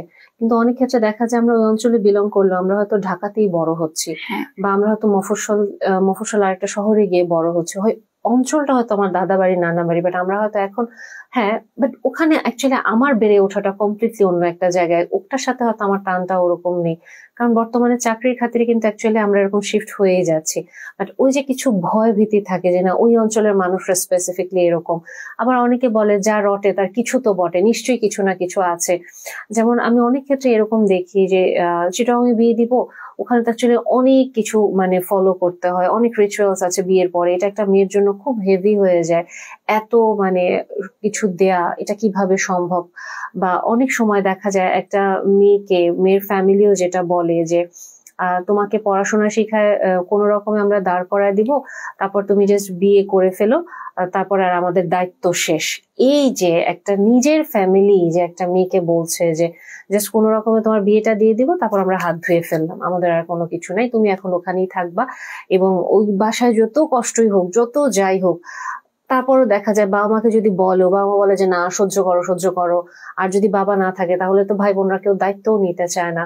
তো অনেক ক্ষেত্রে আমি অনেক মেয়েকে দেখেছি এটা নিয়েও একটা ভয় কাজ করে যে আমার যে বিয়ে হয়ে যাবে, এরপর তো আমার নিজের পরিবারই আমার অ্যাকচুয়ালি আপন থাকবে না। সো আপনি আমাকে শুরুতেই বললেন যে ভাসমান হয়ে যাব, নিজের একটা জায়গা। সো এই ক্ষেত্রগুলা কি অ্যাকচুয়ালি একটা মেয়ের জন্য বিয়ের আগে কতটুকু প্রেসার ক্রিয়েট করে মানসিক ভাবে? আমি যদি নিজের পয়েন্ট অফ ভিউ থেকে বলি, সেটা আসলে আমি বিয়ে নিয়ে আমার মধ্যে যত ধরনের মানে ভীতি বা নেগেটিভিটি কাজ করে, এটার একটা অনেক বড় অংশ আসলে এই যে ভাসমান অবস্থা তার চিন্তা করলে। কারণ আমাদের তো সামাজিক একটা মানে আমি হয়তো শুরুতেই বলেছি, আমাদের সামাজিক তো একটা ব্যাপারই আছে যে মানে মেয়ে বিয়ে হয়ে গেছে মানে এখন মেয়ে পর হয়ে গেছে, মানে মেয়েকে পর করে দিলাম, এরকম একটা কথা তারা বলে। তো এই যে আমি বাপের বাড়িতে আমি পর হয়ে গেলাম, আমি শ্বশুর বাড়িতে গিয়ে যদি আমি অ্যাডজাস্ট করতে না পারি, মানে কোনো একটা কারণে হতেই পারে যে হয়তো ওদের সাথে আমার মিলছে না বা কোনো একটা সমস্যা হচ্ছে, তো আমি তখন আসলে কোথায় যাব? আমি তখন বাপের বাড়ি থেকে পর হয়ে গেছি, আমার শ্বশুর বাড়িতে গিয়ে আমি অ্যাডজাস্ট করতে পারলাম না। তো আমি তখন একটা মাঝামাঝি একটা অবস্থায় দাঁড়িয়েছে যেখানে আসলে আমি কোনো জায়গাতে যেতে পারি না। এবং এটা আমি আমার আমার অনেক বয়স্ক আত্মীয়দের কাছ থেকেও শুনেছি, তারা বলতো যে আমি তো হচ্ছি পরগাছা, মানে আমার তো আসলে কোনো নিজস্ব অস্তিত্ব নেই, আমি হয় বাপের বাড়িতে, আমার আসলে নিজের কোনো বাড়িই নেই, কারণ আমার নিজের বাড়ি কোনটা আমি বলতে পারি না, আমি হয় বাপের বাড়ি না হয় শ্বশুর বাড়ি, শ্বশুর বাড়ি থেকে হয়ে যাবে জামাইয়ের বাড়ি, সেখান থেকে ছেলের বাড়ি, আসলে আমার বাড়িটা আসলে কখনো হয় না, হয় হচ্ছে অন্য মানুষের বাড়ি, আমি সেখানে পরগাছা, এই জাতীয় কথা তারা বলে। এবং মানে এই জিনিসটা আসলে আমি মনে করি কিছু কিছু ক্ষেত্রে সত্যি, কারণ একটা বাড়িকে নিজের বাড়ি হিসেবে তৈরি করতে হলেও তো আমার ওরকম একটা ওয়ার্ম ফিলিং বা একটা ওরকম ওয়েলকামে একটা অবস্থা থাকতে হবে, কিন্তু কিছু কিছু ক্ষেত্রে হয়তো অনেকে সেটা পায় না, তখন এই যে দোটানার অবস্থাটা তৈরি হয়। তো আমার ক্ষেত্রে যেটা হয় যে আমার মনে হয় যে হয়তো আমার সাথে এটাই হবে, আমিও হয়তো এরকম ভাসমান অবস্থাতেই থাকবো। ভালো কিছু হতে পারে, হ্যাঁ ভালো কিছু হতে পারে, এটা অবশ্যই। আমরা অ্যাকচুয়ালি যেটা হচ্ছে যে আমার কাছে যেটা মনে হয়, আমরা আসলে নেগেটিভ জিনিসগুলো অনেক শুনি এবং আমরা নেগেটিভ জিনিসটাকে খুব দ্রুত বিশ্বাস করে ফেলি, যে কারণে আমরা পজিটিভ যে একটা হতে পারে নেগেটিভটাকে আমরা ডাউট করি না, কিন্তু পজিটিভটাকে আমরা অনেক বেশি ডাউট করি। কারণ ডেফিনেটলি এরকমও তো অ্যাকচুয়ালি হতে পারে যে আমি এত নেগেটিভিটির ভিতরে, মানে এত ভয় এত কিছু নিয়ে আমি যখন একটা নতুন সংসারে যাচ্ছি, আমি একজন নতুন বউ, আমার আসলে ইনলস খুবই ওয়ার্মলি আমাকে অ্যাকসেপ্ট করলো, মানে ওনারা আমাকে তার ফ্যামিলি মেম্বার হিসেবে নিতে চাচ্ছে, কিন্তু ওই যে আমার ভিতরে যে ভয় বা নেগেটিভিটি, হয়তো ওইটার রিফ্লেকশনটা আমি তাদের উপরে করতে গিয়ে আমি ফিল করছি যে ওরা তো অ্যাকচুয়ালি নেগেটিভ, কিন্তু ওরা যে আমার বিহেভিয়ারের মানে একটা রিয়াকশন দিচ্ছে এটা আমি হয়তো বুঝতে পারি না। এটাও কিন্তু আমি অনেক সময় দেখি যে বর্তমানে মেয়েরা এই যে নেগেটিভ জিনিসগুলো শুনতে শুনতে শুনতে শুনতে অনেক বেশি রেবেলিয়াস হয়ে যাচ্ছে এবং অনেক মানে খুব মানে রাফ অ্যান্ড টাফ, না আমি এরকম করবো, এটা হলে আমি ওইটা করবো, এই সিদ্ধান্ত নিব ওই সিদ্ধান্ত নিব, কিন্তু এই জিনিসটা মাথায় থাকছে না যে ওকে ফাইন, আমাকেও কিছু অ্যাকচুয়ালি স্যাক্রিফাইস করতে হবে, একটু আন্ডারস্ট্যান্ডিং হতে হবে, আমারও কিছু ভুল থাকতে পারে, আমারও কিছু জায়গায় সংশোধন করতে হবে। আমরা মেয়েরা হয়তো এই নেগেটিভিটির তোড়ে গিয়ে আসলে আমরা নিজেদেরকে খুব বেশি এস্টাবলিশ করতে চাচ্ছি, খুব মানে কনফিডেন্ট বোল্ড করতে চাচ্ছি, কিন্তু এই জায়গাটা হয়তো আমরা ভুলে যাচ্ছি যেটা আমাদের নিজের বোন যার নতুন বিয়ে হবে বা নিজের বাচ্চা যার বিয়ে হচ্ছে, ওকে একটু বলা যে না তোমার ফ্যামিলিটা ভালোও হতে পারে, তুমি একটু আন্ডারস্ট্যান্ডিং হয়েও বা তুমি জিনিসটা একটু সহনশীল ভাবে দেখো, অল্টারনেটিভ আমরা অপশনে যাব, ডেফিনেটলি আমরা যাব, আমরা তোমার সাথে আছি, বাট তোমারও হয়তো কিছু কাজ করার আছে। এই জিনিসগুলো আসলে কতটুকু পজিটিভ ওয়েতে আমাদেরকে বলা হয়, নাকি সবসময় হয় নেগেটিভ হবে, আমার লাইফে নেগেটিভ হয়েছে তোমার লাইফে নেগেটিভ হবে, নাইলে ওই বিয়ের পরে গিয়েই তুমি বুঝবা, এরকম ভয়ই আমরা দেখাই দিই। বেশিরভাগ ক্ষেত্রে ভয়টাই দেখানো হয় বেশি, কারণ ওই যে বললাম ঘরের কাজের ব্যাপারটা যেখান থেকে আসলে জিনিসটা শুরু, মানে মেয়ে কাজ করতে চাচ্ছে না, তখন তার হচ্ছে যে আমি একটু ভয় দেখাই দিই, ভয় দেখালে সে হয়তো ভয় থেকে কাজটা করবে বা শিখে ফেলবে, যে তুমি গিয়ে হয়তো এটার জন্য সাফার করবো, তখন হয়তো সে ভয় পেয়ে কাজটা করলো বা শিখলো। এবং এখান থেকে আমার আরেকটা জিনিস যেটা একটু মাথায় আসলো, প্রফেশন। একটা মেয়ে বিয়ের পরে চাকরি করবে কি করবে না, এটাও তার ভেতরে কিন্তু অনেক ভয় থাকে যে আমাকে ও আমার শ্বশুরবাড়ি থেকে চাকরি করতে অ্যালাউ করবে নাকি করবে না। আমি এত পড়াশোনা করলাম, একটু আগে আমি এটা বলেছি, এবং অনেক ফ্যামিলিতে দেখা যায় যে কথা দিল বিয়ের পরে মেয়েকে পড়াশোনা করাবে, চাকরি করতে দিবে, সবই করতে দিবে, কিন্তু বিয়ের পরে পুরাপুরি দেখে যে একেবারে উল্টে গেল পুরা হিসাব। আবার কেউ কেউ কিন্তু খুব সুন্দর করে ওয়ার্মলি অ্যাকসেপ্ট করে যে না তুমি চাকরি করতে পারো। কাজে আমার কাছে যেটা মনে হয় যে ওভারঅল বিয়েটা, আমি যেটা শুরুতে বললাম, একটা ছেলের জন্য কঠিন, একটা মেয়ের জন্য কঠিন, কিন্তু আমাদের সমাজের প্রেক্ষাপটে মেয়েদেরকে আলাদা কিছু আসলে ফেস করে আসতে হয়, যেটা মেয়েটার জন্য খুব স্ট্রাগলিং হয়ে যায়। অপমানের একটা জায়গা থাকে, নিজের সেলফ এস্টিম একেবারে ধসে যায়। চেহারা বলেন, বয়স বলেন, নিজের বাবা মার বংশ পরিচয় নিয়ে যখন কথা তোলা হয়, এরকম বিভিন্ন জায়গা থাকে। আর এখান থেকে আমি যদি আরেকটা জিনিস একটু বলি, আপনি যেটা বলছিলেন আপনার কথা প্রেক্ষিতে, যে আপনার ফ্যামিলি চাইছেন যে আপনার চেয়ে ভালো স্টেটাসে আপনাকে বিয়ে দেওয়ার জন্য ওরকম পাত্র দেখবেন। সো অনেক ক্ষেত্রে এটা ইম্পর্টেন্ট আসলে যে একটা মেয়ে বা একটা ছেলের ভ্যালু মেলাটা বা স্টেটাস মেলাটা।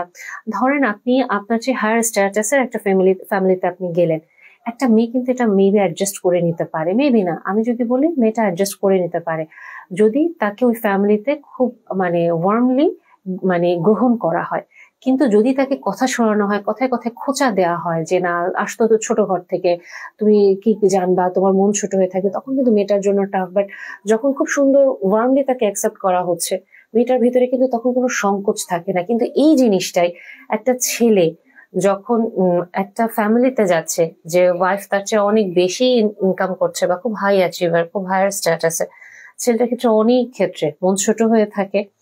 অথবা যেটা থাকে যে ছেলেটার কোনো দুরভিসন্ধি থাকে, অথবা ছেলেটা যদি ভালো মন নিয়েও যায়, আস্তে আস্তে করে সোশিয়েটাল প্রেশার বা হচ্ছে গিয়ে তার ইনলস থেকেই তাকে ওই হাতের মুঠায় রাখা, আমরা যেভাবে বলবো তুমি উঠবা বসবা বা আমার সব সম্পত্তি তো তোমার, এরকম একটা ভাইব দিতে দিতে দেখা যায় যে ছেলেটার মনটা বিষায় যেতে থাকে, এবং ওই ইনসিকিউরিটিটা আসলে ছেলেটা নিতে পারে না। কাজে আমার কাছে যেটা মনে হয় যে এই স্ট্যাটাসের বিষয়টা আসলে আমাদের ছেলে মেয়েদের খুব কেয়ারফুলি রাখা উচিত মাথায়, যে আমি অ্যাকচুয়ালি কোন ফ্যামিলিতে যাচ্ছি, কিভাবে আমি থাকবো।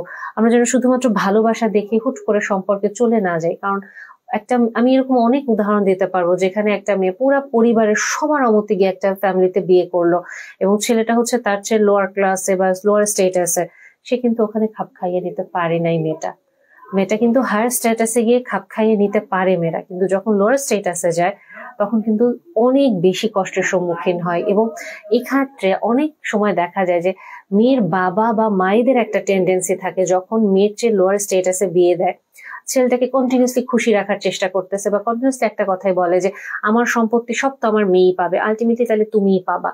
এই যে একটা জিনিস, একটা লোভ যে সে তৈরি করে দিচ্ছে, এই লোভের শেষটা কোথায়? এটা হয়তো বাবা মারা অনেক সময় বুঝতে পারে না, যে মেয়ের ভালো করতে গিয়ে আসলে সে মেয়ের ক্ষতি করে দেয়।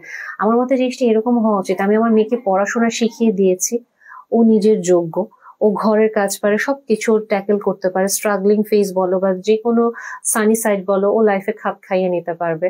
তো আমি আমার মেয়েকে ওভাবেই তৈরি করে দিলাম। এবং এই টাকা পয়সার ব্যাপার থেকে আরেকটা জিনিস যেটা মাথায় আসলো, বর্তমানে মেয়েরা এবং মেয়ের পরিবার বিয়ের সময় খুবই একটা মানে অদ্ভুত রকম অ্যামাউন্টের দিনমোহর ধরে ফেলে, যে কাবিনের টাকা। এবং এটা নিয়ে ছেলেদের কিন্তু অনেক কনসার্ন থাকে এখন, যে আসলে আমার ইনকামই তো এরকম না, আমি কিভাবে এটা দিতে পারবো। বা ছেলের ফ্যামিলিও বলে যে আমার ছেলে আসলে কিভাবে এটা করতে পারবে, উসুল করা বা বিভিন্ন রকমের আসলে এখানে ইয়ে থাকে, ফর্মালিটিস থাকে। সো এই জায়গাটায় আমার কাছে যেটা মনে হয় যে আসলে দেনমোহরের টাকাটা কেন দেয়া হচ্ছে। এটা হ্যাঁ ঠিক আছে যে আমার এটা একটা সিকিউরিটি মানি হিসেবে আমি রাখছি, অনেক মেয়েরা এটাই বলে যে হ্যাঁ ও যদি কোনো দুই নাম্বারই করে, যখন ডিভোর্স দিতে যাবে তখন তোকে আমি আটকায় ধরবো, বা এটা অ্যাকচুয়ালি আমার সিকিউরিটি মানি, বা এটা ডিভোর্স হয়ে গেলে আমি এটা নিবো, এটা আমার হক, বা বিভিন্ন রকম ভাবে। বাট কেন অ্যাকচুয়ালি আমাকে 1 কোটি 2 কোটি বা মানে একটা মানে অদ্ভুত অ্যামাউন্টের মানে দেনমোহর চাইতে হবে, বা এটা কি সোসাইটিতে শো অফ করি, বা আমি কি করব দেনমোহরটা?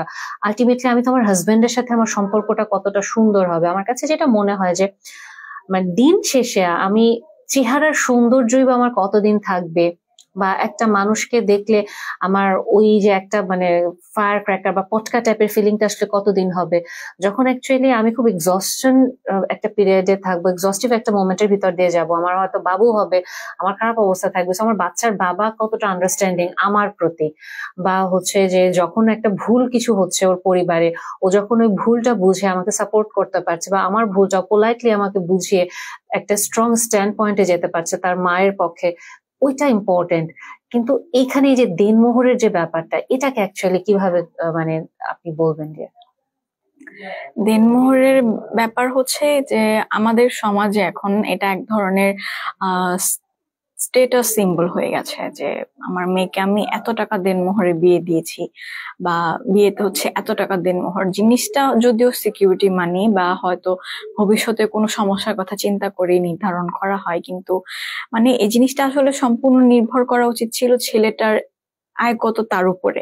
একটা ছেলে যদি মাসে 50,000 টাকা ইনকাম হয়, তাকে যদি আমি 20 লাখ টাকার দেনমোহর দিতে বলি, এটা অবশ্যই তার জন্য কষ্টকর হবে, এটা স্বাভাবিক। কিন্তু আমি এটা দেখেছি আমার আত্মীয় স্বজনদের বিয়ে শাদিতে যখন যাই, যে মানে তারা বলতেছে যে তুমি দিয়ে দাও, দিত 40 লাখ টাকা লিখে দাও না তুমি কাবিনের মধ্যে, তোমার তো আর দিতে হচ্ছে না, এটা তোমার সাথে মেয়ে তো তোমাদের সাথেই থাকবে। তো এটা হচ্ছে এক ধরনের লোক দেখানোর ব্যাপার যে আমি 40 লাখ টাকা কাবিনে আমার মেয়ের বিয়ে ঠিক করিয়েছি। আর মানে হচ্ছে যদি বিয়ে হয়েছে, মেয়ের বিয়ে হয়েছে এই কথাও যদি কেউ শুনে, প্রথমেই মেয়ে ভালো আছে না খারাপ আছে জিজ্ঞেস না করে দেখা যায় যে টেন্ডেন্সি কাবিন কত দিয়ে তুমি মেয়েকে বিয়ে করিয়েছো, এই যে একটা কথা এখান থেকে আসলে চলে আসে। যে আমি যদি বলি যে না আমার মেয়ের বিয়ে 3 লাখ টাকা কাবিন, এত কম টাকা কাবিন, এত কম টাকা কাবিনে কেন দিলে, আরো বেশি দিতে পারলা না, বা ছেলের আয় এত কম কেন, এই যে একটা কথা, এই যে আয় নিয়ে একটা কথা চলে আসে বা স্টেটাস নিয়ে একটা কথা চলে আসে। আসলে এই জিনিসটা আসলে আমরা কেউ ফেস করতে চাই না, যে আমার স্টেটাস নিয়ে কেউ কথা বলবে বা আমাকে বলবে যে তোমার মেয়েকে কম কাবিনে কেন বিয়ে করে। এক্স্যাক্টলি। এবং এখান থেকে আলটিমেটলি একটা জিনিস যেটা আপনার কথা আমার হট করে মাথায় আসলো, যে আপনি যখন বলছেন যে হ্যাঁ এটা একটা সিকিউরিটি মানি বা এরকম ভাবে যদি আমরা বলিও, আলটিমেটলি আমি যেটা দেখি যখন এরকম খুব অনেক বেশি কাবিন নিয়ে বিয়ে করা হয় এবং দেখা গেল যে হাজবেন্ড ওয়াইফের মধ্যে বনিবনা হচ্ছে না, মিলমিশ হচ্ছে না, হাজবেন্ড হয়তো পরকিয়া করছে বা এরকম হয়তো প্রবলেম হচ্ছে, সেই সব ক্ষেত্রে ওয়াইফ যখন বলে যে তুমি আমাকে ডিভোর্স দিয়ে দাও, হাজবেন্ড বলে না আমি তোমাকে ডিভোর্স দেবো না, তুমি আমাকে ডিভোর্স দাও। মেবি এরকম কোনো একটা আইন আছে, আমি ঠিক জানি না এই ব্যাপারে, আমি ঠিক শিওর না, যে হাজবেন্ড যদি ডিভোর্স দেয় তাকে ওই দেনমোহরটা উসুল করতে হবে, ওয়াইফ যদি মানে ফাইল করে ডিভোর্সটা, এখানে মেবি কোনো একটা ফোকর আছে।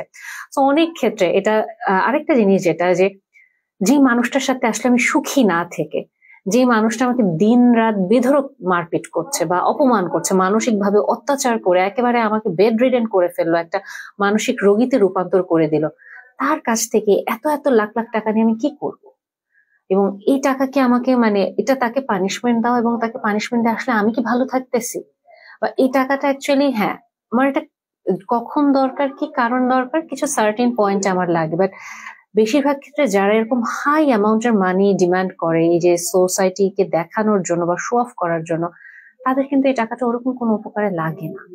সো আমার কাছে মনে হয় যে বিয়েটাকে শো অফের জায়গাটা থেকে আমাদের আসলে সরে আসা উচিত। এবং এখান থেকে আরেকটা জায়গায় যদি আমরা জাম্প করি, যে মেয়েদের মনে তো আমি যেটা বলছিলাম যে মেয়েরা এত নেগেটিভ কথা শুনতে শুনতে বর্তমানে অনেক বোল্ড বা অনেক হচ্ছে গিয়ে মানে রাফ অ্যান্ড টাফ ডিসিশন নিতে পছন্দ করে, এবং অনেক মেয়ে মুখের উপরেই একটা ছেলেকে বলে ফেলে দেখো বিয়ের পরে কিন্তু আমি তোমার বাবা মার সাথে থাকবো না। সো এই যে একটা কথা, ছেলেটা কিন্তু ছোটবেলা থেকে বাবা মার সাথেই বড় হচ্ছে, এবং আমাদের সমাজ যেহেতু এভাবে অভ্যস্ত যে বাবা মা একসাথে একটা পরিবার, এবং ছেলের পরিবারে একটা মেয়ে আসছে বউ হিসেবে। হ্যাঁ, এখন এটা হতে পারে বাবা মা সবাই মিলে যদি সম্মত হয়, তাদের যদি ফিনান্সিয়াল এবিলিটি থাকে, তাহলে হয়তো বলতেই পারে, অনেক ফ্যামিলিতে এটা করেও, যে ঠিক আছে বিয়ের পরে আমি আমার ছেলের বউকে আলাদা একটা ফ্ল্যাটে দিয়ে দিলাম, এটা আলাদা ব্যাপার। কিন্তু ছেলেটার ওই ফিনান্সিয়াল এবিলিটি আছে নাকি, আমি কি জানি নাকি আদৌ আমার শ্বশুর শাশুড়ি ভালো না খারাপ, আমি শুধু ওই যে আশেপাশের মানুষকে দেখেছি, আমার ফ্রেন্ডদেরকে দেখেছি যে ওরা সাফার করেছে, ওখান থেকে আমি একটা মন করা কথা বলে ফেললাম যে কি আমি কিন্তু বিয়ের পরে তোমার বাবা মার সাথে থাকবো না। ওই সময় আসলে আমি ছেলে বা মেয়ে হিসেবে না দেখে একটা সন্তান হিসেবে কিন্তু তার একটা ধাক্কা লাগবে। অনেক মেয়ে খুব অ্যাডামেন্ট হয়ে এটা বলতে আমি শুনি যে আমি তো আমার বাবা মাকে ছেড়ে আসবো, তাহলে আমার হাজবেন্ডও তার বাবা মাকে ছেড়ে আসতেই পারে, ইকুয়ালিটি সমান সমান। ইকুয়ালিটি সমান সমান কি আসলে এখানে আমি যখন আমার হাজবেন্ডকে হুট করে এরকম ভাবে একটা তীর ছুড়ে দিলাম কথার, ও কি প্রস্তুত?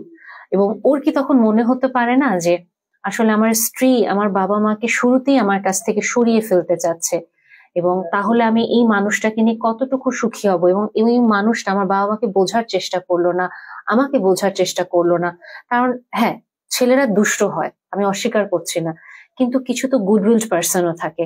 অনেককে আমি দেখেছি, অনেক ছেলেকে যারা বলে যে ঠিক আছে আমরা বিয়ের পরে একসাথে থাকি, যদি তোমাদের সমস্যা হয় আমার মা এবং স্ত্রী আমরা আলাদা হয়ে যাবো, এবং অনেকে আলাদা হয়ে যায় কিন্তু।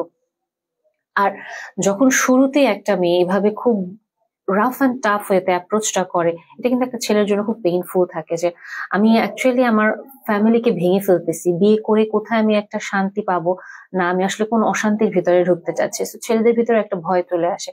আপনার কি মনে হয় এই জায়গাটাতে একটা মেয়েকে আসলে বোঝার আগে এভাবে অ্যাপ্রোচ করা উচিত?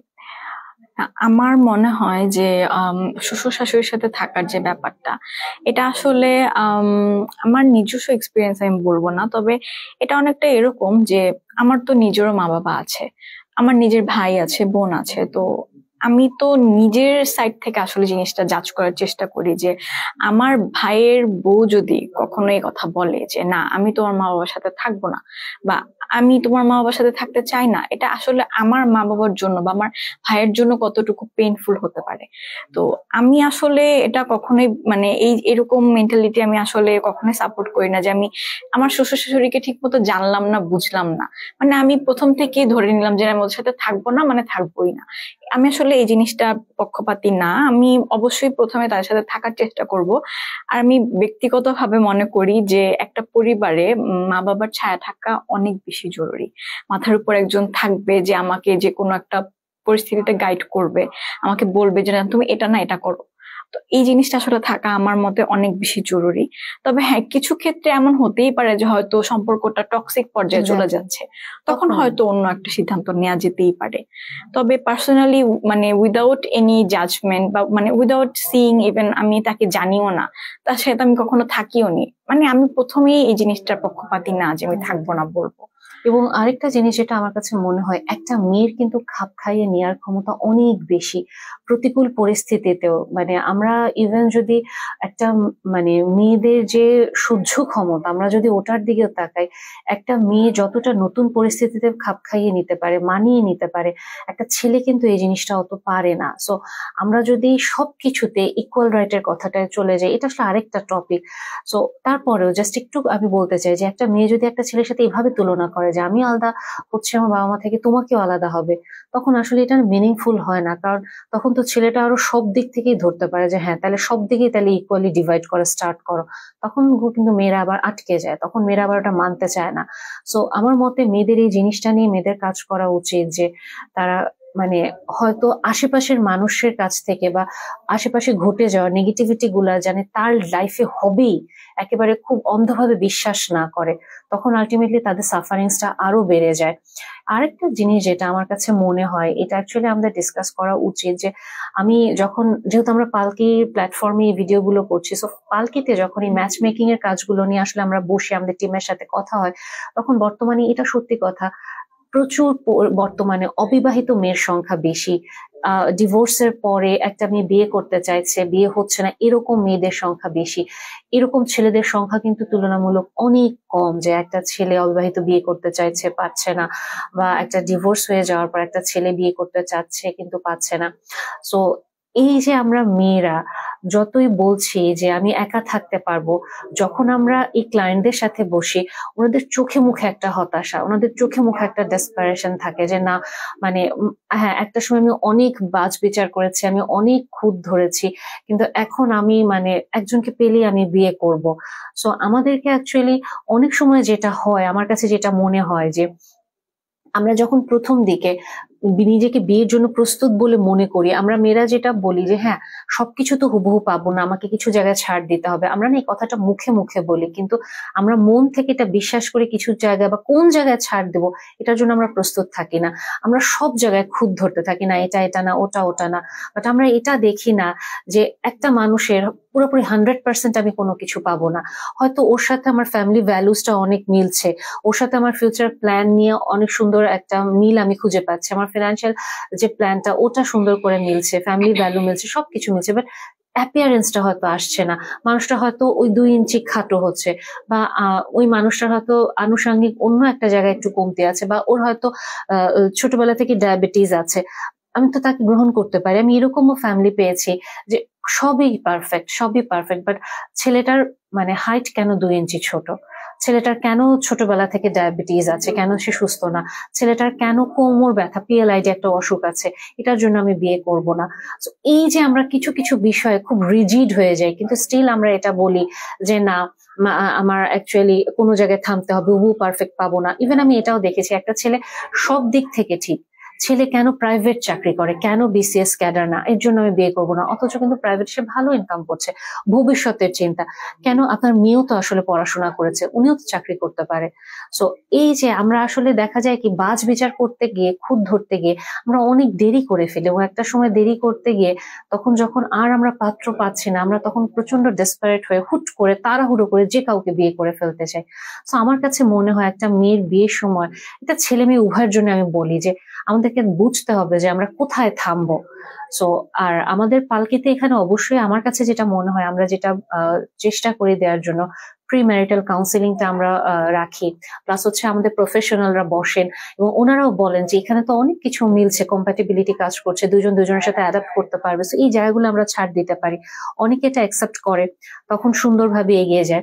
আরেকটা যেটা প্রবলেম আমার কাছে মনে হয় আমরা এটা ফেস করি কমনলি, যেটা হচ্ছে যে আচ্ছা পছন্দ হয়ে গেল, আমরা বিয়ে করবো 1 বছর পরে, এবং এই 1 বছরে যেটা আমরা ফেস করে থাকি, অনেক সময় দেখা যায় যে তৃতীয় পক্ষের এন্ট্রি হতে থাকে, আত্মীয় স্বজন এই খুঁত ধরছে ছেলের, তো মেয়ের ওই খুঁত ধরছে, এবং এরকম করে একটা হওয়া বিয়ে ভেঙে যাচ্ছে।